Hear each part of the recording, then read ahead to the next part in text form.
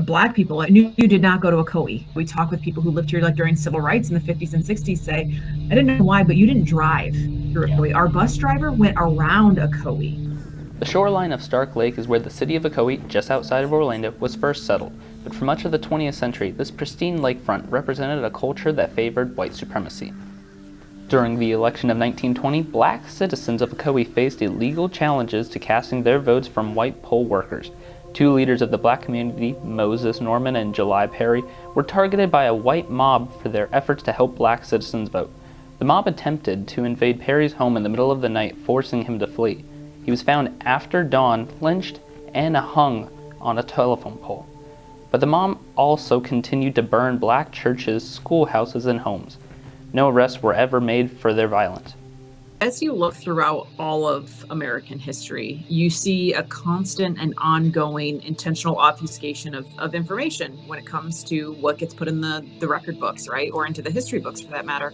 And that has so been the case with Black history specifically. When I came here, I thought, these kids are probably already going to have an idea of what the Ocoee Massacre was. I was surprised to learn that they really didn't.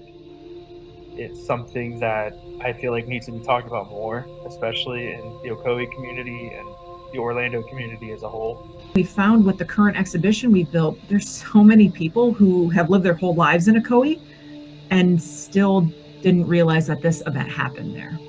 But that's beginning to change. Last year, on the 100th anniversary of the massacre, the Florida legislature mandated that schools incorporate it into their history curriculum, and the city of Ocoee held a 5-day event in memory of the victims.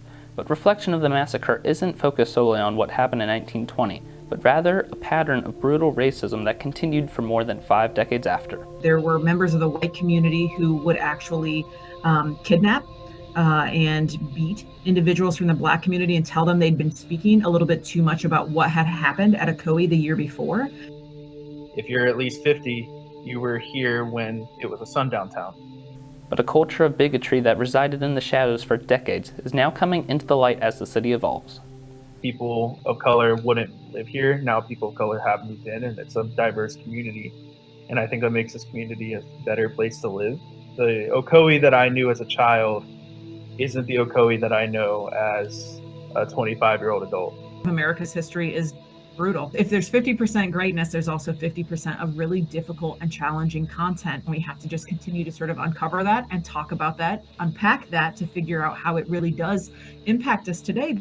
And for this Orange County town, they've begun to take steps towards doing just that. For ORTV, I'm Davis Cruz.